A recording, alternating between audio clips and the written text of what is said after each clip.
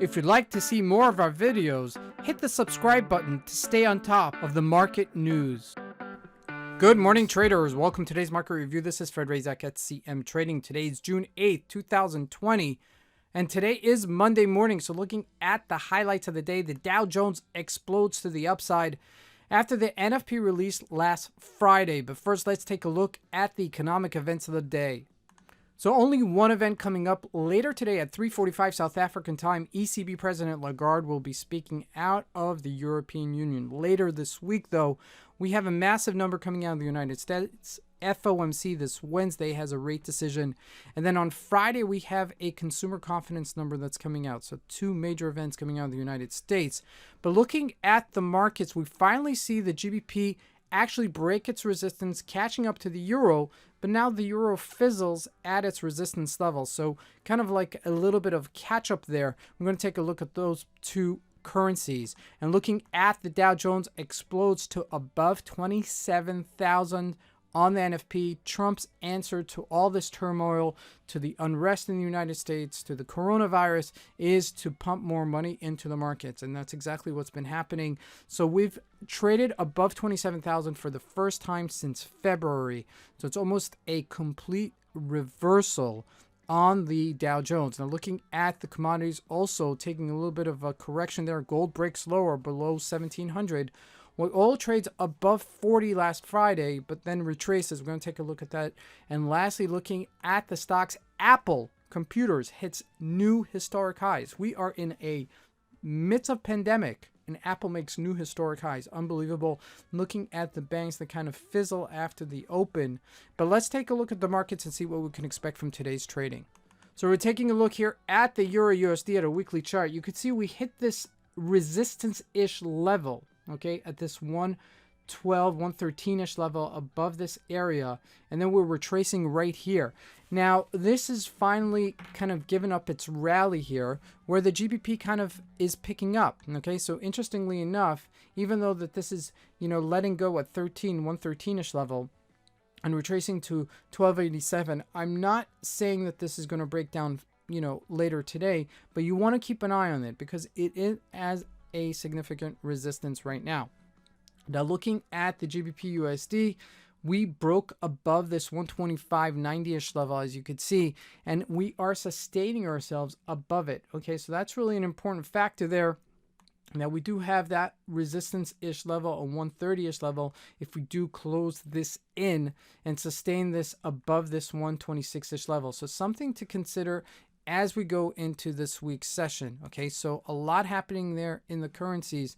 Now looking at the price of the Canadian dollar, also very interestingly enough, getting much stronger, 134, and it's breaking that support at 135. Now it does have resistance-ish level at 133. And remember, this is all tied to the price of oil. So very important to note this as this is making the correctional changes there. Now jumping into the commodities, gold trading at 1690, bouncing off of this support level, 1673. That's our range. And sure enough, that's what's been trading. Okay, so really, this has been really range-bound trading. This is confirmed until we see some sort of breakout either on the 1740 level or the 1673-ish level, as this is still unfolding. Now, looking at the price of oil, hit above $40 a barrel. Now, we're just trading above it at 40.12.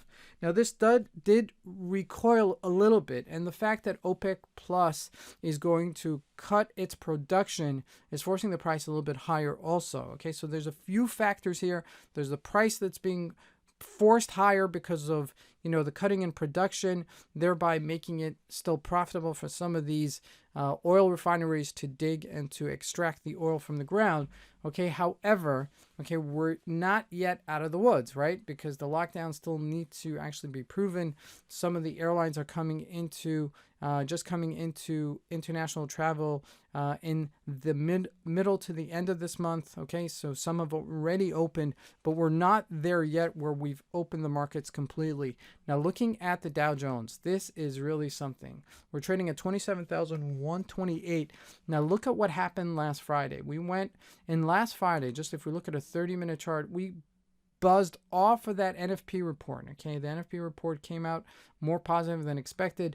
We hit a high of 27,300-ish level. Now, this is a bona fide resistance level, and you'll see when I look at the DAX also why I'm saying this, because if we look at a daily chart, or rather a weekly chart, let's look at a weekly chart. This was a previous resistance before, right? This was a couple of places where we saw this resistance at this 27,300-ish level, so I do expect this to feel a bit of a snag here. Maybe we'll retrace to 26,500-ish level, somewhere in this area, even though we've had this massive uptick. Now remember, we're only about 2,500 points from our all-time highs, okay, less, 2,200 points, okay? So we've made a tremendous recovery in the Dow Jones. Now looking at the individual stocks, but before we do, let's look at the DAX I mentioned.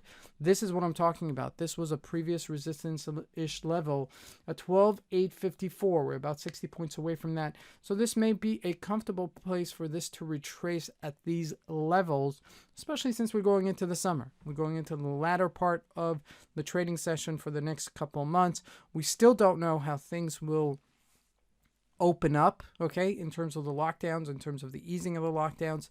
So this is still a question mark. I mean, this is really just pushing it higher on the auspicious that, you know, the market will have a quick recovery, okay? In case it doesn't, that we're going back down, okay? It could be fierce and forceful. It might not happen today, tomorrow, but something to keep in mind. Now, looking at the individual stocks, Apple making all-time highs at $330 a share. Unbelievable, unprecedented breakout. Okay, this is really very important. I would use this 325 as a subsequent support level, but something to consider, okay? And this doesn't mean that it's going to 400 anytime soon, but it's something to consider that this is very strong. And Apple has moved us higher before, so this may be something that pushes higher also, okay? So there's a couple of factors here that are pushing us lower and a couple of factors that are pushing us higher, and one of them is going to win. Now, looking at some of the other tech stocks, Amazon also close to its all-time highs, not breaking higher though. Microsoft also on its all-time highs, but not breaking higher, $3 short. Facebook, unchanged really. If we look at Google, also not close to its all-time highs, trading with the index completely. However, when we look at the bank stocks, they faltered. Sold off from 115 down to 111, and this is understood, right? The banks are the ones that are really on the front lines of the economy. So until we have some sort of correctional move there, until we see the banks actually being a little bit more free with lending money, I don't think the recovery is all there yet. This is Fred Razak. I want to wish you guys a great trading day.